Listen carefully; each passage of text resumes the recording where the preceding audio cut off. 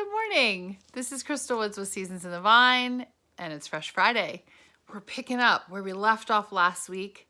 If you missed it, we're on a journey studying the Bible all the way through the book of Nehemiah, pulling out the amazing applications that are available for us today, and also remembering what it actually meant at the time that it occurred. That is the proper way to study the Bible.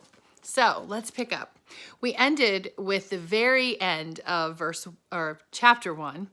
Now I was a cupbearer to the king. I was cupbearer to the king.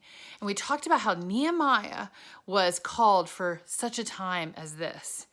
And that we can be using the positions and the influence that the Lord has given us for such a time as this to proclaim freedom, preach the gospel, to just expand the kingdom as the Lord leads, and to really be taking advantage of what we've been given in any way of influence and position.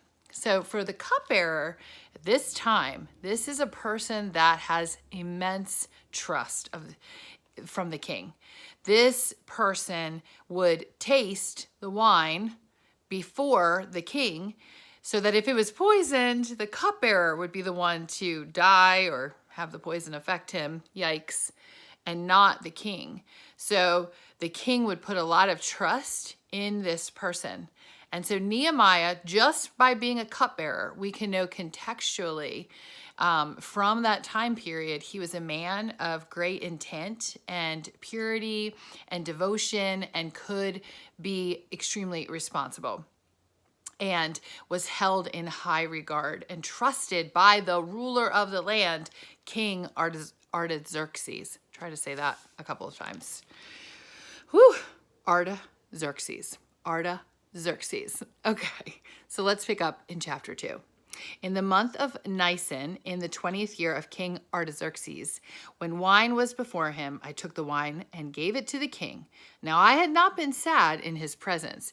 Okay, already, just one verse. There's so many things. First, if we're in the month of Nisan, that is 4 months later than when we started in chapter 1. 4 months has gone by. He's taking it to the king, the wine, meaning he has access. Why it's taken 4 months, we don't know. Could that time have been set aside by Nehemiah to pray and fast? Because we know that's what he was doing in chapter 1. And, sometimes things take time in the kingdom. Sometimes they don't. Sometimes they do. And so was it just that? Or was the king perhaps not available until then? Not really sure. It doesn't really matter. Either way, it's been 4 months though. So that's the important thing. From when the problem first came and all the prayer and fasting, it's been 4 months. So there is something to endurance and perseverance. Those are actually great kingdom attributes and character traits that we want to develop as we grow as disciples in Jesus, to persevere and endure. So he'd not been sad in front of the king. Now, what can we pull from that? Well, contextually, background context, it wasn't really common for a servant or someone in the king's presence to be emotional or to be upset. You didn't want to make the king irate or get the king upset.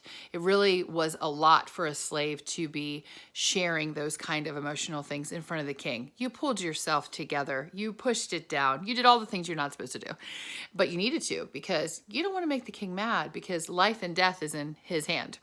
So that could be part of what is going on here. But Nehemiah is sad, and the king does notice. Verse 2.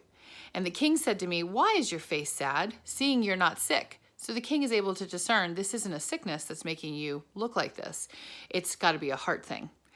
This is nothing but sadness of the heart, wise king. Then I was very much afraid. Nehemiah has been called out, so he's afraid, but also he knows he needs to respond. And he's scared because he's about to do something you don't do. But for such a time as this, perhaps you do.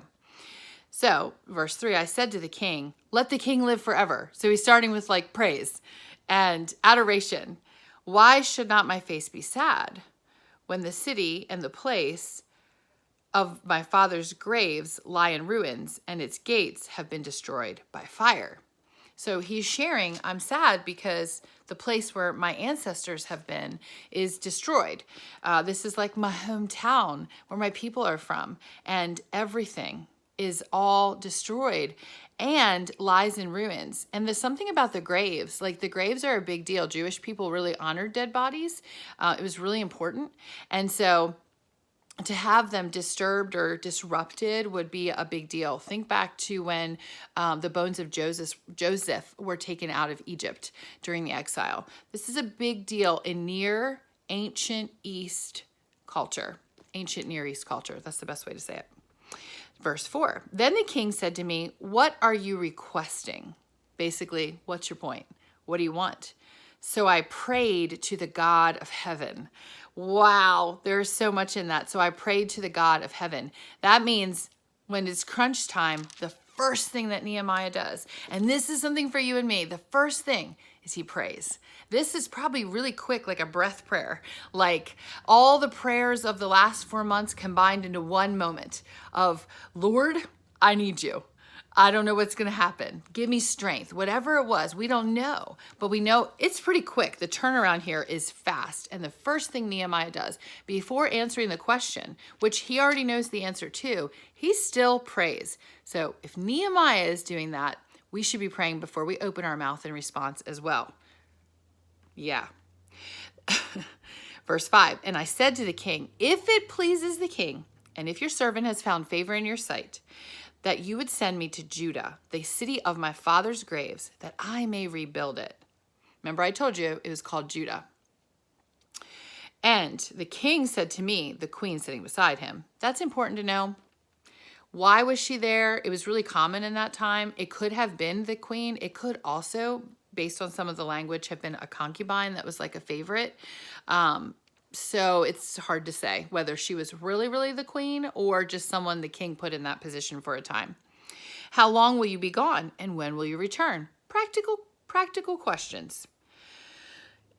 Let's make sure I got it. So it pleased the king to send me. Whatever Nehemiah ended up sharing, the king was pleased to actually grant him the permission to be gone that long. And everything was slow back then, guys. So it's going to be long. It wouldn't be like us hopping on a plane and being back in a month. This is going to be an endeavor. And I said to the king, there's even more. If it pleases the king, let letters be given to me to the governors of the province beyond the river, that they may let me pass through until I come to Judah. So this beyond the river province, this would be the Trans-Euphrates region at the time. And there were other governing people there. So Nehemiah is going to travel and he's going to need permission. And he needs King Artaxerxes' letters to get him through safely. Then also, verse 8, a letter to Asaph, that's a Hebrew name, so we're assuming this man is a Jew in some kind of authority. The keeper of the king's forest. So most likely a Hebrew, Jewish person. At this point, the Jews were called Jews, not Hebrews anymore. That all happened during the exile, and this is the post-exilic period, so this is coming out of exile. And so they did have the name Jew at that point in time. Just a little extra.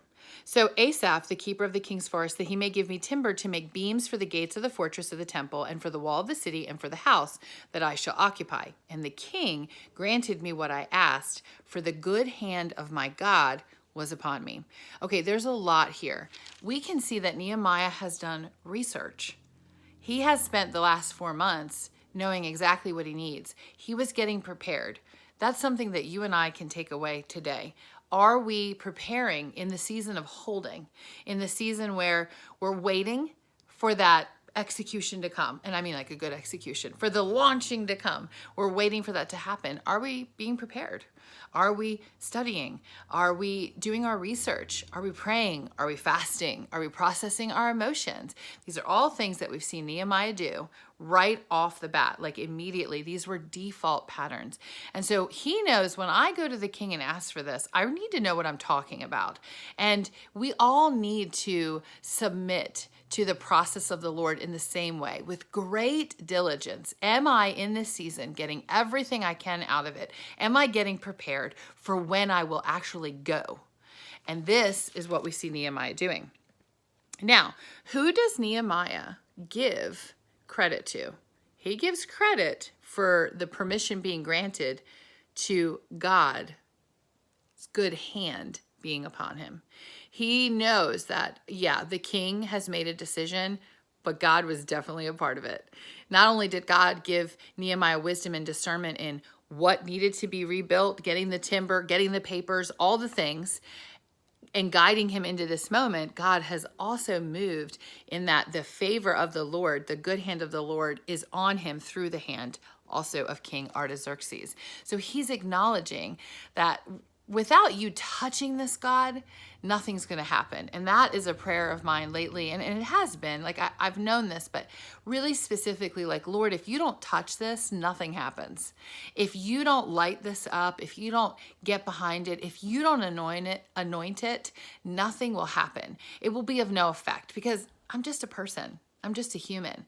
And yeah, humans have done a lot of things, but they've not made a tree. They've not made a solar system. They have not created mountains. These are not things that we can do. These are things that the Lord can do. So understanding, one of the takeaways for today too, is understanding like what you're capable of and what the Lord is capable of. And all things are possible through him. And that's a New Testament teaching. But what we see here is that in this time when the king was hardcore, when he was intense, he could kill you if you ticked him off without even question. What we see is the Lord moving in Nehemiah first, prepping him. Nehemiah is submitted to the Lord. He's praying to the Lord. And then when the time comes to be released, he's ready. He's speaking and he's seeking that God would continue to move on his behalf, because this is what the Lord wants done at this time in history as well. Nehemiah is like, what's going to happen? And he's getting from the Lord, the city needs to be rebuilt. The wall needs to be fortified. There needs to be protection for the remnant. And so when you're in line with what God is saying, it's a green light. And you know that he is giving favor to all of the things that are coming. And we're going to see next time, because we're going to stop right here because we've covered a lot. We're going to see next time what happens when there's adversity, because Nehemiah handles it very, very wisely, and we need to be doing the same thing. He's not derailed. So we'll pick up there. I'll see you next time.